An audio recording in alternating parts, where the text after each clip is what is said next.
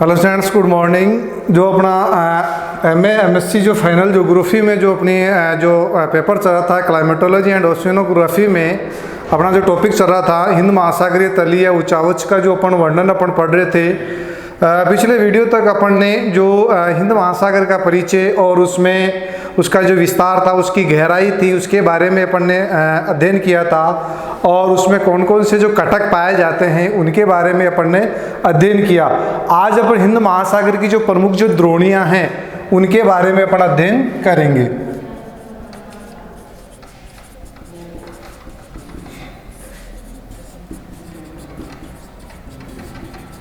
यानी हिंद महासागर में जो प्रमुख जो द्रोणियां पाई जाती हैं उनके बारे में अपन आज इस वीडियो में अपन विस्तार से अध्ययन करेंगे कि कौन कौन सी से हिंद महासागर में द्रोणियां पाई जाती हैं, उनकी गहराई कितनी है और कहां पर वो स्थित हैं। तो सबसे पहले अपन बात कर लेते हैं हिंद महासागर का जो अपन ने पढ़ा था केंद्रीय कटक, जिसको मध्यवर्ती कटक के नाम से जाना जाता है। यानी हिंद महासागर का जो प्रमुख कटक है मध्यवर्ती कटक, जिसकी जो लोकेशन है उत्तर से दक्षिण तक जो फैला हुआ है, इसको मध्यवर्ती कटक के नाम से जाना जाता है। कि जो मध्यवर्ती कटक हैं ये हिंद महासागर को अनेक जो द्रोणियों में इसको विभाजित कर रखा है। कौन से कटक ने? जो अपने पास में मध्यवर्ती जो कटक था, जो हिंद महासागर का जो प्रमुख कटक है, उसने हिंद महासागर को अनेक द्रोणियों में विभाजित कर रखा है। और इन द्रोणियों की जो गहराई की अपन बात करते हैं तो इन द्रोणियों की जो गहराई है वो अपने पास में 3600 मीटर से लेकर 6000 मीटर तक, यानी कि जो मध्यवर्ती जो अपने पास में जो उत्तर से यानी कि अपने पास में एशिया महाद्वीप प्रायद्वीप भारत से लेकर नीचे अपने पास में जो अंटार्कटिका जो अपने पास में है वहाँ तक ये जो अपने जो अंटार्कटिका जो महाद्वीप है वहाँ तक जो अपने पास में जो मध्यवर्ती जो कटक फैला हुआ है उसके से द्वारा जो निर्मित जो द्रोणियाँ हैं, इन द्रोणियों ने जो इन द्रोणियों की जो गहराई है वो 3600 से लेकर 6000 मीटर तक, यानी कि अपन कह सकते हैं कि इन द्रोणियों पर जो सागर जल की जो गहराई है उस सागरीय जल की जो गहराई जो है कितनी है 3600 से लेकर अपने 6000 मीटर तक की इन द्रोणियों में सागरीय जल की गहराई पाई जाती है। अब इन द्रोणियों में जो अनेक द्रोणियां हैं उनमें अपन प्रमुख जो द्रोणियों की अपन बात कर लेते हैं। सबसे पहले अपने पास में आ रही है सोमाली द्रोणी।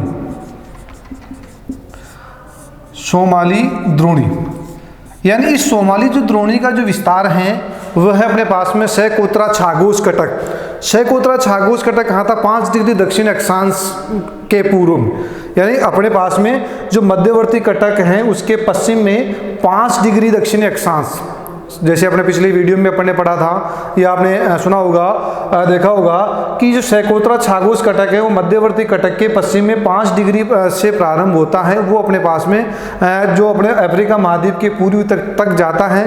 वहाँ पर अपन बात करते हैं तो सोमाली जो द्रोणी का विस्तार है वो अपने पास में कहाँ तक है? सैकोत्रा जो छागोस कटक के पश्चिम में अफ्रीका महाद्वीप के तट तक। ये अपने पास में आ गया अफ्रीका महाद्वीप का कौन सा तट आ गया?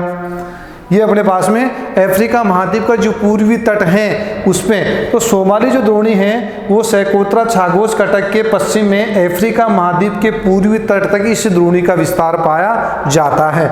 और ये सोमाली जो द्रोणी की जो गहराई है वो कितनी है? 3600 मीटर इसकी गहराई है। तो इसमें सोमाली द्रोणी का विस्तार कहाँ से हो गया? सैकोत्रा छागोस कटक के पश्चिम में और अफ्रीका महाद्वीप के पूर्वी तट तक इस सोमाली द्रोणी का विस्तार पाया जाता है। और इस सोमाली द्रोणी की जो गहराई है अपने पास में कितनी है? 3600 मीटर है। ये इसकी पहली द्रोणी है। नंबर 2 अरेबियन द्रोणी, यानी कि दूसरी द्रोणी अपने पास में कौन सी आ गई? अरेबियन द्रोणी। पहली द्रोणी थी अपने पास में सोमाली द्रोणी और दूसरी द्रोणी है अपने पास में वो है अरेबियन द्रोणी। भारतीय उपमहाद्वीप, ये भारत का उपमहाद्वीप यानी जो अपने पास में दक्षिणी जो भाग हैं, भारतीय उपमहाद्वीप से लेकर अपने पास में अफ्रीका तट तक इस द्रोणी का विस्तार पाया जाता है। यानी कहाँ से? भारतीय उपमहाद्वीप से लेकर अफ्रीका के तट तक इस द्रोणी का विस्तार पाया जाता है।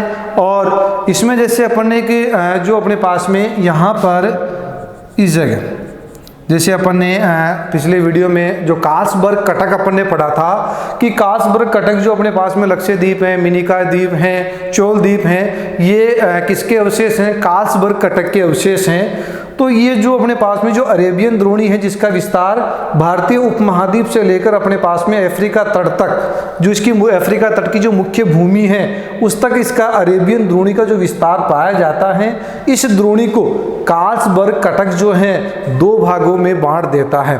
कौन सा कटक? कार्लसबर्ग कटक। यानी जो कार्लसबर्ग कटक हैं वो अपने पास में अरेबियन जो द्रोणी को दो भागों में बांटता है। पहला इसका जो पार्ट आ रहा है अपने पास में पूर्वी भाग, यानी कि पूर्वी भाग की जो द्रोणी है, इस पूर्वी भाग की द्रोणी की जो गहराई है वो 1600 मीटर से कम पाई जाती है। यानी अरेबियन द्रोणी को जो कार्लसबर्ग कटक दो भागों में बांटता है, एक पूर्वी भाग की द्रोणी है और दूसरी अपने पास में पश्चिमी भाग की द्रोणी है। और कार्लसबर्ग कटक कहाँ पर था? अपने पास में जो लक्षद्वीप है, मिनिकॉय द्वीप और जो चोल द्वीप हैं वो अपने पास में कार्लसबर्ग कटक के अवशेष थे। वो अपने पास में ये इसको दो भागों में बांट रहा है। पहले भाग की जो गहराई है वो 1600 मीटर से क्या है? कम है। जबकि दूसरा अपने पास में कौन सा पार्ट था इसका? पश्चिमी भाग, यानी कि पश्चिमी भाग की द्रोणी। यानी कि पश्चिमी भाग की जो द्रोणी है, इस पश्चिमी भाग की द्रोणी की जो गहराई है वो अपने पास में 1600 मीटर से अधिक है। यानी कि अपने पास में दो द्रोणियां हो गई, पहली अपने पास में सोमाली द्रोणी, दूसरी अपने पास में अरेबियन द्रोणी। उसके बाद में अपन बात करते हैं तीसरी द्रोणी आ रही है अपने पास में मॉरिशस द्रोणी या मॉरिशस द्रोणी। इस द्रोणी की अगर अपन बात करते हैं तो इस द्रोणी का जो विस्तार है अपने पास में वो 10 डिग्री से लेकर 50 डिग्री, यानी 10 डिग्री से लेकर 50 डिग्री दक्षिणी अक्षांशों के मध्य, यानी कि जो अपने पास में जो करक रेखा भूमध्य रेखा है उसके दक्षिण की बात करते हैं अपन, जो दक्षिणी गोलार्ध हैं उसमें 10 डिग्री दक्षिणी अक्षांश से लेकर 50 डिग्री दक्षिणी अक्षांश के मध्य से मॉरिशस द्रोणी का विस्तार पाया जाता है। यानी कि 10 डिग्री से लेकर 50 डिग्री दक्षिणी अक्षांशों के मध्य इस मॉरिशस द्रोणी का विस्तार पाया जाता है। और इसका जो स्थिति है वो अपने पास में मालागासी कटक और सेंट पॉल कटक के जो एम्स्टर्डम सेंट पॉल जो कटक था अपने पास में, उन दोनों के बीच में कौन सी द्रोणी स्थित है? अपने पास में मॉरिशस द्रोणी स्थित है, जिसका विस्तार 10 डिग्री से 50 डिग्री दक्षिणी अक्षांशों के मध्य पाया जाता है। तीन हो गई अपने। उसके बाद में अपन बात करते हैं इसकी जो चौथी द्रोणी की अपन बात करते हैं। यानी जैसे अपने पिछले वीडियो में अपन ने देखा था, ये अपने पास में कौन सा आ गया? मालागासी, इसको मेडागास्कर अपन कहते हैं यहाँ से।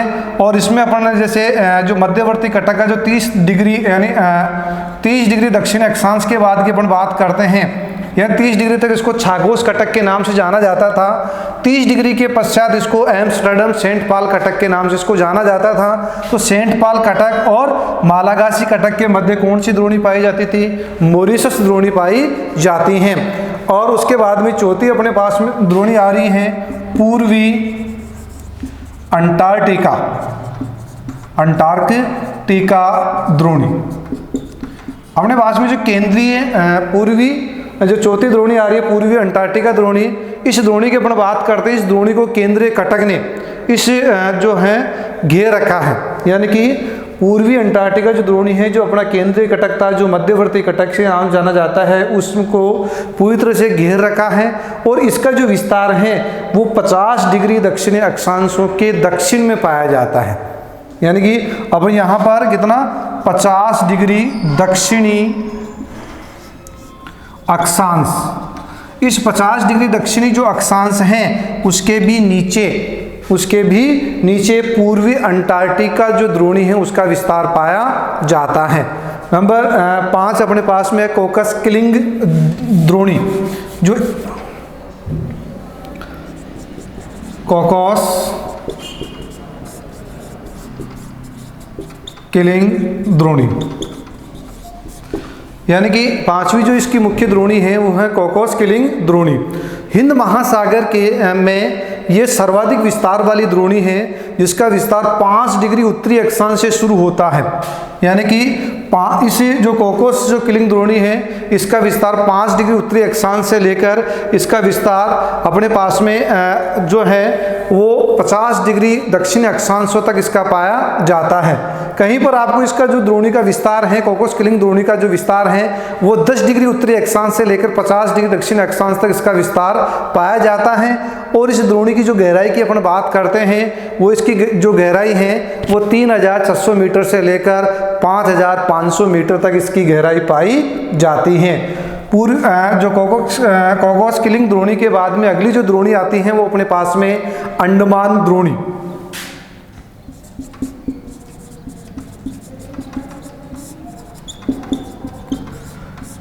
अंडमान द्रोणी, इस द्रोणी में अपन कहें कि जो अपने बंगाल की खाड़ी और अपने जो अपन कहें कि इरावदी नदी का जो मुहाना है वहाँ पर इस अपने पास में जो अंडमान जो कटक था जिसको 90 डिग्री ईस्टर कटक या देशांतर कटक के नाम से जाना जाता था, उसके आसपास अपने पास में अंडमान द्रोणी है। और इस द्रोणी का जो गहराई है वो 1800 मीटर से लेकर 4000 मीटर तक इस द्रोणी की जो गहराई पाई जाती है। उसके बाद में अंडमान द्रोणी के बाद में बात होती है अपने पास में ओमान द्रोणी।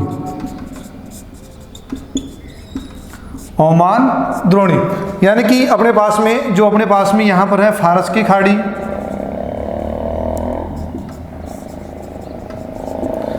यानी कि ये अपने पास में जो है इधर अपने पास में लाल सागर हो गया, अदन की खाड़ी होगी, फारस की खाड़ी होगी। इस फारस की खाड़ी के यहाँ पर है ओमान की खाड़ी,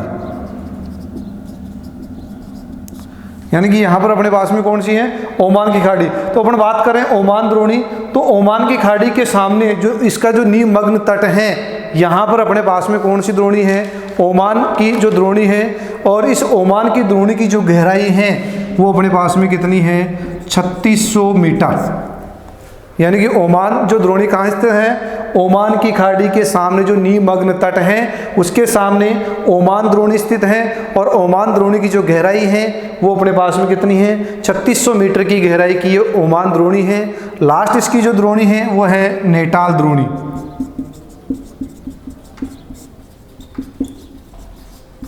यानी कि जो अपने पास में अगली जो द्रोणी आ रही है वो कौन सी है, नेटाल जो द्रोणी है। इससे नेटाल द्रोणी का जो विस्तार है उसकी अपन बात करते हैं तो मालागासी कटक और अफ्रीका महाद्वीप का जो पूर्वी तट है उसके बीच में यहाँ पर अपन बात कर रहे हैं। ये कौन सा आ गया अपने पास में, नेटाल द्रोणी।